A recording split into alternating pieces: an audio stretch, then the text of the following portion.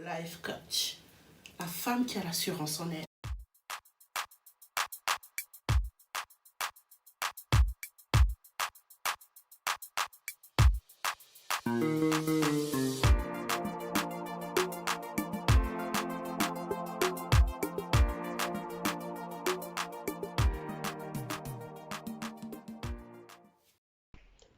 Coucou mes miroirs, comment vous allez? J'espère que vous allez bien. Moi, je vais très bien. Donc, j'espère que tout va bien aussi chez vous. Alors, je reviens avec une histoire. Son ex me pourrit la vie. Ça, c'est un thème dur. Et c'est quelque chose que beaucoup traversent dans leur couple. Un couple très heureux, très uni, se met ensemble. Ça fait 2 ans qu'ils sont en couple. Et ce dernier se permet de retourner avec son ex. C'est-à-dire en cachette. Il sort avec son ex. Un jour, son ex ne pouvait plus supporter et décide de prendre le numéro de la femme de la maison dans le téléphone de son copain. Elle prend le numéro, elle contacte la dame. La maîtresse contacte la femme de ménage, donc de la maison. Ça commence les cris, ça commence des insultes, le mépris et tout, ce qui va avec. Et la femme, sachant pas trop comment réagir, pour la première fois, elle raccroche le téléphone. Elle attend son mari le soir. Elle fait part à son mari. Son mari s'excuse en disant que ça ne va plus jamais se reproduire. Il a commencé à sortir des excuses bidons, évidemment, comme tout homme. Que ouais, je suis sortie avec mes amis, on l'a rencontré quelque part et tout. Mon téléphone était posé sur la table, on était en train de prendre un pot. Et certainement, elle a pris mon téléphone, je ne me suis pas rendu compte. C'est comme ça qu'elle a pris ton numéro de téléphone. Parce que le numéro de téléphone de sa femme était écrit dans son téléphone, mon amour. Et elle a laissé tomber. Quelque temps après, la Tisa recontacte la dame pour la 2e fois. Et quand ça se passe ainsi, elle dit à son mari, c'est 2 fois de trop. Je voudrais que tu me dises la vérité. Ça veut dire que tu me trompes avec cette dernière, puisque la Tisa a été très claire. Quand ton mari n'est pas avec toi, je suis avec ton mari. Son mari a toujours nié. Évidemment, vous croyez qu'il allait dire quoi? Qu'il allait accepter? Il a toujours nié. Elle a dit à son mari tout simplement que si c'est elle, ta Tisa, il n'y a pas de problème. Ça ne me dérange pas. Mais tout ce que je veux, c'est la paix dans mon foyer. Que cette dernière ne prenne plus l'occasion de m'appeler. Le mari s'est tu. Il a regardé sa femme, dévisagé sa femme. Il ne savait même plus quoi dire. Tellement il était sous le choc avec ce que la femme a dit. On ne sait pas ce qui s'est passé derrière avec la Tisa, comment le mari s'est comporté. Mais pendant un bon bout de temps, la Tisa a arrêté d'appeler. Elle était concentrée dans son ménage avec son mari. Et un jour, la Tisa apparaît devant sa porte. Elle ne connaissait même pas qui c'est, puisqu'elle n'avait jamais vu la dame. Mais elles ont pu parler au téléphone 2 fois. Elle arrive, bonjour. Mais elle a remarqué tout de suite la voix. Elle a dit, votre voix là me dit quelque chose, mais je ne sais plus où. Elle a dit, c'est moi qui vous avais appelé comme ça. Elle a commencé à se présenter. La femme dit que tu as même le toupet de pouvoir te présenter chez moi. Elle a dit oui, parce que c'est notre mari. Ce n'est pas ton mari à toi tout seul. C'est où la dame dit, ok, il n'y a pas de souci, entre. Elle est tellement courageuse, cette dame. Elle entre. Vous voulez quelque chose à boire? Non, merci. Elle attend le mari. Le mari rentre, trouve la Tisa et la femme. Il a pris peur. La femme dit, non, mais entre, c'est le chez toi, pourquoi est-ce que tu as peur? Assis-toi. Le mari s'assoit, elle sert à manger, elle sert les plats, mangeons ensemble. Le mari avait peur. Vous voyez comment l'homme tremble. 2 fois, face aux situations, ça ne sert à rien de s'enfoler. Ça ne sert à rien de gesticuler, ça ne sert à rien de crier, ça ne sert à rien de s'énerver. Essayons de reprendre nos esprits et se comporter différemment. Parce que l'homme, quand il est face à une situation, il sait déjà que vous allez parler, vous allez crier, vous allez vous énerver. Essayez de vous comporter différemment que ce qui peut attendre. Là, le choc est plus profond et l'homme a même peur de vous dans la même maison. Donc, elle s'est comportée comme ça. Mon mari n'arrivait pas à manger, il a dit non. Enfin, la femme a dit non, mais pourquoi tu ne manges pas? Mangeons. Et la tisa était là. Hein. Elle mangeait très très bien. Vite même. Le mari n'arrêtait pas de regarder la tisa. Le mari de la dame n'arrêtait pas de regarder la tisa. Quand la tisa finit de manger, elle se lève, elle débarrasse le plat. Le mari reste devant sa femme. Bébé, je te demande pardon, il se met en genou. Elle dit, mais tu me demandes pardon pourquoi? Moi, je t'ai parlé de cette histoire, tu n'as pas voulu m'écouter. Bon, vu que tu tiens beaucoup à cette fille, je vais la ramener à la maison, comme ça nous vivrons nous trois. Comme ça, tu vas comprendre que la vie n'est pas ce que tu penses. Et cette fille n'est pas cette dernière auquel tu penses. C'est où la fille, elle entend, elle vient s'asseoir.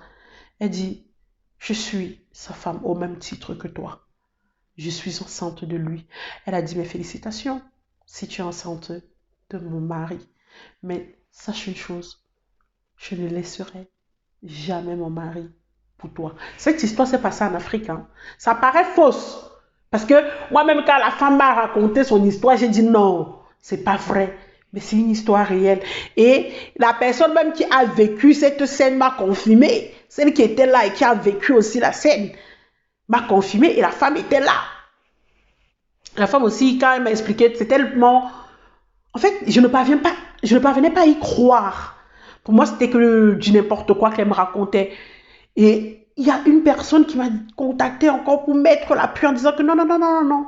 Ce que je te dis, effectivement, c'est vrai. Donc, dans ce qui s'est passé, la femme reste tranquille. Mais la tise a dit, oh, mais moi, je suis sa femme au même titre que toi. Hein. Vous avez des enfants ensemble, mais moi aussi, je suis enceinte. Madame a dit, il n'y a pas de souci, ma grande, tu vas accoucher. Le mari se met encore à genoux, demande pardon et demande à la tisa de fermer sa bouche. La tisa dit que, mais pourquoi? Pourquoi tu veux m'empêcher de parler? Je suis sûre que c'est ta femme au même titre que elle, non? Mais dans ces cas, pourquoi tu veux m'empêcher de parler? Non, je continuerai toujours à parler. Vous voyez les petits mamambés là qu'on rencontre partout, les petits sauterelles là, les petites filles qui sont agitées. Mon mari commence à dire à la fille que tu es venue faire quoi ici? La fille dit, mais chérie, depuis, tu ne prends pas le téléphone. Moi, je ne sais pas ce qui se passe. Parce que l'homme répond, c'est parce que je voulais mettre un thème à notre relation. Elle dit, mais comment mettre un thème à notre relation pour toi, je suis enceinte? Il répond, il n'y a pas de souci, je vais m'occuper de cet enfant. Mais moi, je ne peux plus me remettre avec toi. Parce que j'ai beaucoup fait du mal à ma femme. Et aujourd'hui, j'ai pris conscience et je demande pardon à ma femme, même devant toi. Mais je ne veux plus jamais me retourner avec toi. Je veux juste mentionner une chose. Regardez comment l'homme humilie la tisa devant sa femme. Vous ne comprendrez jamais que il y a toujours la place de la femme. Toi qui es tisa là, la place de la femme est là et ça ne se discute avec personne. Toi qui es la tisa là, quand on vous parle, vous ne comprenez pas. Vous croyez qu'il va laisser sa femme pour vous. Il y en a qui le font, mais ce sont des cas minimes. Il n'y en a pas beaucoup. On les compte au bout du doigt, tous ces hommes-là qui le font. Il a dit à la fille, comme tu es venue, c'est comme ça que tu repars. Et tout de suite, il a commencé à jeter les habits de la fille dehors. C'est même encore la femme de la maison qui calmait son mari. Que même si tu veux chasser cette dernière, ce n'est pas comme ça que tu dois te comporter. Tu peux le faire posément. Le mari dit non, non, non, non, non. Elle veut gâter mon foyer, elle veut qu'on se sépare. Oh, oh. Le mari commence aussi à se mettre en colère, même plus que la femme. Hein? Écoutez, oh, le mari se met même encore en colère plus que la femme. Il a mis les choses de la tisa dehors. La tisa commence à pleurer. Tu m'as dit que tu m'aimais, que tu voulais faire ta vie avec moi, que ta femme ne te sert plus à rien, que tu ne dors plus avec elle. C'est pour ça que tout le temps tu es à la maison. Quelle naïveté. Vous croyez qu'un homme qui part dehors viendra vous dire que j'aime ma femme? Ou bien je dors avec ma femme? Ou bien je tourne à ma femme tous les soirs? Mais il faut être bête pour y croire. Excusez-moi du terme, mais il faut vraiment être bête pour croire tout ce que l'homme peut vous raconter. Quand l'homme veut Touma, il est prêt à tout. Il peut même tuer sa femme, qui est même vivante. Il va te dire, je suis veuve. Il y a quoi qu'on n'a pas encore entendu ici, d'ailleurs, quand un homme veut seulement avoir le petit truc là. On entend de tout et de n'importe quoi de nos jours. Si toi, tu es assez naïf pour tomber dans ce genre de jeu, tu peux que t'apprendre à toi-même. Et ce qui m'énerve, vous les tisas là, vous ne comprenez pas. Quand on est tisa, prenez votre place de tisa et respectez la femme de la maison. Donnez le respect à qui de droit. C'est son mari. Tu es une voleuse, vole doucement. Est-ce que pour voler, tu es obligé de perturber tout un quartier? Est-ce que pour voler, tu es obligé de perturber cette dame? N'oublie pas une chose, tu es une femme et tu es amenée demain à avoir un foyer. Et quand on est amené à avoir un foyer demain, tout ce que l'on fait sur cette terre, nous le payerons toujours. Parce qu'il y a le karma qui existe. Toi, tu es là aujourd'hui, tu perturbes cette dame. Demain, tu seras aussi une femme dans un foyer. Quand une autre femme va te faire ça, tu vas te mettre en genoux, commencer à pleurer le bon Dieu, Seigneur, qu'est-ce que j'ai fait pour mériter ça? Tu oublies ton passé. Tu oublies ce que toi aussi tu as fait vivre aux autres femmes. Tu oublies ce que tu as infligé comme douleur à ces femmes-là.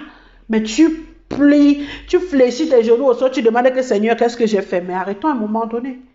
Arrêtons. De qui se moques-tu? Tu te moques de qui? De qui te moques-tu? Nous sommes des femmes. Nous avons nos douleurs. Nous avons nos peines dans des foyers.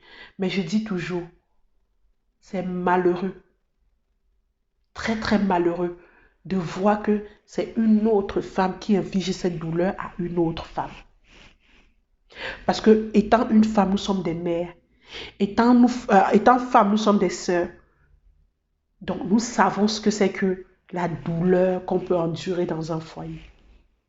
Et vous les tisas là, vous croyez que quand vous êtes tisa, pour retenir un homme, c'est de faire des enfants. C'est un phénomène que je n'ai jamais compris. Donc, plus d'abord, tu voles le mari de quelqu'un. Ce n'est même pas pour toi. Hein. Son ouais ne t'appartient pas. Hein. Il vient aussi tomber avec toi parce qu'il vole aussi. Toi-même aussi, tu voles le Dieu de quelqu'un. Mais tu es la première à faire l'enfant. Et demain, quand il va t'abandonner avec cet enfant, tu vas commencer à perturber les oreilles des copines, de ceci, de cela. Gars, on t'a envoyé. À un moment donné, il faut arrêter, on t'a envoyé. Assume. Quand tu partais, j'étais en train de tout mal là-bas, c'était sucré, non? Le mignon était sucré, non? Donc arrête de nous perturber nos oreilles.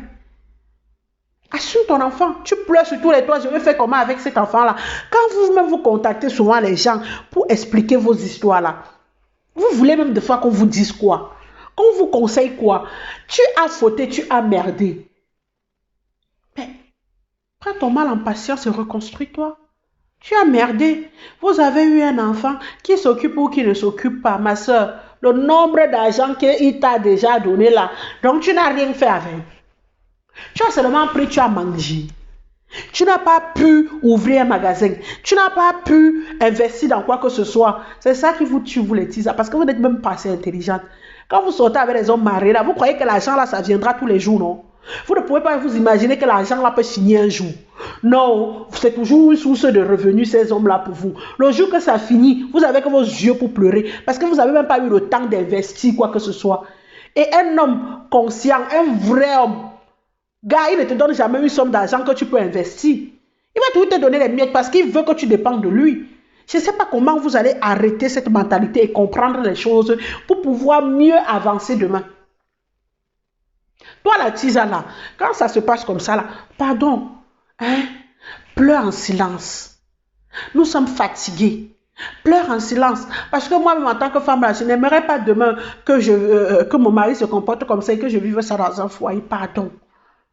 Respectez-vous souvent. Sinon, vous ne vous respectez pas. Ayez peur de Dieu. Ayez la crainte de Dieu. Arrêtez de faire souffrir les femmes dans les foyers. Et après, tu es la première à venir dire, coach, aide-moi. Je t'aide en faisant quoi? Je t'aide en faisant quoi? Je vais te donner quel conseil. Ce n'est pas ton mari. C'est le mari de quelqu'un d'autre. Et toi-même, tu le sais. Et moi, ça ne fait pas partie de mes valeurs. Je ne prône pas du n'importe quoi sur les réseaux sociaux. Et je ne dirai jamais à une femme que ce n'est pas ton mari, va arracher. Continue à arracher, gars, va chercher pour toi. C'est tout ce qu'elle peut te dire. Va chercher ta part d'homme qui va t'accepter. Parce qu'à un moment donné, il faut arrêter. Quand vous venez dire coach, conseille-nous. On va vous conseiller quoi? Tu es tisa, tous les jours, on vous parle de tisa, des tisa. Vous ne tirez pas de leçons. Maintenant, là, tu es rienneuse. Tu n'as rien. Le peu qui te donnait, tu n'as plus rien fait avec. Gars, il y a un proverbe qui dit qu'on ne fait rien avec l'argent sale. C'est vrai. L'argent mal acquis, on ne fait rien avec. Parce que tu as cet argent-là sur les pleurs, les larmes d'une autre femme. Elle me met fléchir les genoux au sol, elle prie Dieu. Que Seigneur, je ne sais pas pourquoi mon mari rentre tard. Seigneur, que la femme qui détient mon mari dehors là. Vous ne connaissez pas les prières de cette dernière. Maintenant, quand vous avez les retombées, vous pleurez. Gars, à un moment donné, de qui, vraiment, de qui, on s'en fout. On se fout de qui, pardon. Vous vous foutez de qui? De moi qui est coach, de quelqu'un, de la dame, du mari. Gars, pleure doucement, pardon. Et surtout, ne pleure pas très fort, hein, parce que je suis sensible aux oreilles là. Mes oreilles me font un peu mal, c'est quoi? Tous les jours, les tisans vont venir pleurnicher dans nos oreilles. Vous croyez que nous-mêmes aussi là, hein, nous ne voulons pas être dans un bon mariage.